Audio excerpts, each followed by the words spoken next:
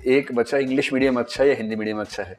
ये सवाल मुझसे आजकल लगभग 50 व्यक्ति प्रतिदिन पूछते हैं, यही सवाल एक। तो मीडियम कौन सा अच्छा है, मैं आपको बता देता हूँ कौन सा अच्छा है। आप में से कितने लोग ऐसे हैं जिनके पास ये कहने की क्षमता है कि वो प्रीलिम्स और मतलब अंग्रेजी और हिंदी दोनों भाषाओं में लगभग बराबर कंफर्टेबल है? ऐसे कितने लोग हैं आप में से? ऐसे लोगों की संख्या करीब वही 15-20 के आसपास। कितने लोगों को लगता है कि उनकी अंग्रेजी बहुत ही अच्छी है, हिंदी अच्छी नहीं है उनकी ज़्यादा? ऐसे लोग तो यार नहीं के बराबर होंगे, 2-3 हैं। ठीक है, देखिए ये प्रश्न उसी को पूछना चाहिए जिसके पास चॉइस हो। जैसे मेरे पास कई बच्चे आजकल आते हैं कि सर हम कौन सा मीडियम रखें, हिंदी रखें, इंग्लिश रखें? मैं उनसे पहले पूछता हूँ कि आपको इनमें से कौन सी भाषा आती है, पहले ये बताइए। और हिंदी माध्यम में 3 तरह के लोग मिलते हैं। 100 में से 2 ऐसे मिलते हैं जिनकी हिंदी अंग्रेजी दोनों शानदार हैं। ये 100 में से 2 के आसपास मिलते हैं, और ऐसे 2 लोग हमेशा मिल जाते हैं। तो एक स्थिति हो सकती है कि आपकी इंग्लिश आपकी हिंदी से बेहतर हो, एक हो सकता है कि आपकी इंग्लिश आपकी हिंदी के बराबर हो, एक हो सकता है कि आपकी इंग्लिश आपकी हिंदी से कमज़ोर हो लेकिन लगभग बराबर हो, बराबर और कमज़ोर जैसा चल रहा है, और चौथा ये कि इंग्लिश काफ़ी चौपट है और हिंदी अच्छी है। एक 5वीं स्थिति भी है। 100 में से 80 बच्चे उस स्थिति में हैं जिनकी दोनों भाषाएं खराब हैं। ये मज़े की बात है कि इंग्लिश कैसी, चौपट, हिंदी कैसी, वो भी चौपट। और ऐसे बच्चे सबसे ज़्यादा पूछने की रिजल्ट अच्छा क्यों नहीं आ रहा हिंदी माध्यम का? और कारण वो खुद हैं उसके। आप सोच के देखिए, जिस एग्जाम में राइटिंग स्किल्स से ही काम चलना हो, और मैं हिंदी माध्यम के बच्चों को बार बार क्लास में समझाता हूँ ये बात, आप हिंदी भाषा के विद्यार्थी हैं, हिंदी भाषा में लिख रहे हैं और एक पेज पे 20 से 25 गलतियां कर रहे हैं उसमें, कोई क्यों आपको नंबर देगा अच्छे? अगर आपकी अंग्रेजी आपकी हिंदी से अच्छी है तो बिना किसी डाउट के आपको अंग्रेजी माध्यम ही रखना चाहिए, क्योंकि अंग्रेजी माध्यम में कुछ फ़ायदे मिलते हैं। मैं आपसे फिर कह रहा हूँ, कुछ फ़ायदे मिलते हैं का मतलब ये नहीं कि भारत सरकार साजिश कर रही है आपके साथ। तो फ़ायदे ऐसे हैं जो आप कुछ भी करेंगे तो मिल जाएंगे। जैसे क्या फ़ायदा मिलता है? एक फ़ायदा मिलता है कि जो करंट अफेयर्स है, करंट अफेयर्स की सामग्री हालांकि हम लोगों ने बहुत ताकत लगा के इतना कुछ कर दिया है कि हर चीज़ मिल जाएगी आपको, तब भी मैं ये मान के चलता हूँ कि वो 2-4% वाला गैप तो रह ही जाता है, क्योंकि अंग्रेजी में जितनी साइट्स, जितने सोर्सेज हैं, हिंदी में कैसे आप सारा कर लेंगे? दूसरा, अनुवाद की भाषा होती है। मैंने कई बार महसूस किया कि कई शब्द अंग्रेजी में इतने चलन में हैं एकेडमिक्स में कि आप उनका हिंदी अनुवाद करते हैं तो वो प्रभाव पैदा नहीं होता। परीक्षकों की दुनिया में जो लोग हैं उनमें से अधिकांश या तो अंग्रेजी के हैं या अंग्रेजी को समझते कम से कम हैं ठीक तरीके से।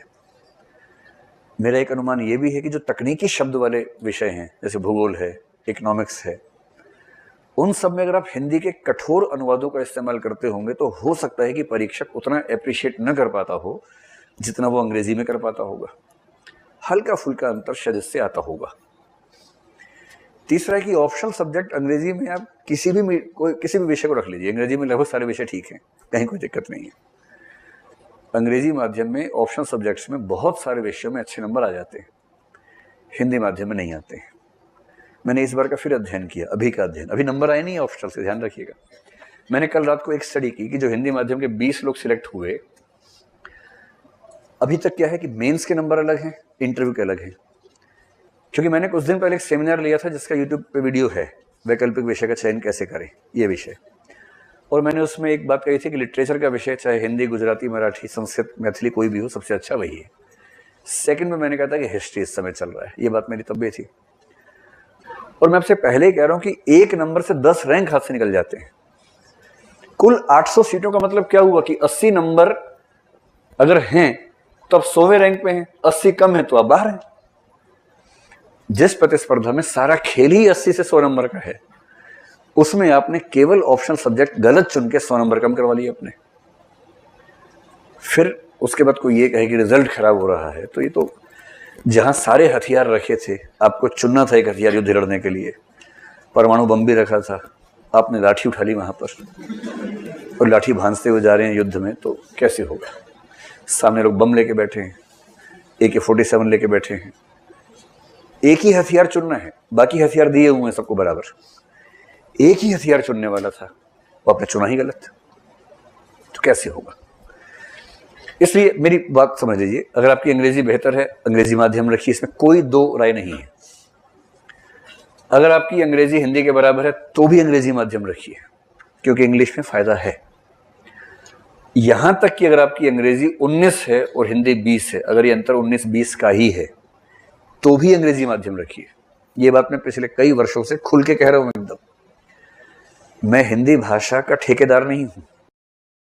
मैं ये जरूर कोशिश करूंगा कि हिंदी माध्यम से परीक्षा देने वालों को दिक्कत ना आए, उनको सब चीजें मिलें, ये हम कोशिश करेंगे। पर मैं पूरे भारत की सामाजिक आर्थिक स्थितियां बदल दूंगा कि लोग अंग्रेजी भूल के हिंदी पढ़ने लग जाएंगे, ऐसी गफलत मेरे दिमाग में नहीं है, ऐसी कल्पना भी मैं नहीं करता हूं।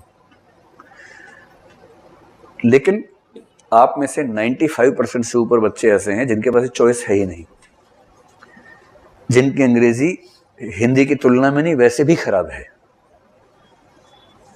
मतलब हिंदी की तुलना में थोड़ी कमजोर है ऐसा नहीं है, हिंदी की तुलना में हटा दीजिए, कमजोर है। और जो भाषा कमजोर है उसको माध्यम बना के कहां तक चल पाएंगे? हिंदी रखिए। और सबसे ज्यादा चिंता उन 80% की है जिनकी हिंदी भी खराब है। तो निवेदन यही कर रहा हूं कि ग्रेजुएशन के दौर में सबसे बड़ा काम यह करना है, अपनी भाषा को मजबूत बनाइए।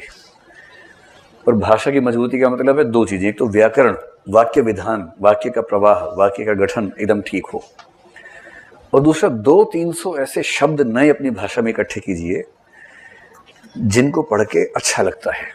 शब्द कहां से मिलेंगे?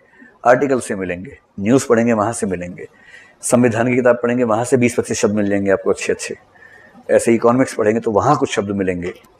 सारा खेल कुल मिला के 200-300-400 शब्दों का, अगर आप उन 300-400 शब्दों के एक्सपर्ट हैं, भाषा में अच्छे से इस्तेमाल कर लेते हैं, तो आपकी भाषा बहुत शानदार है।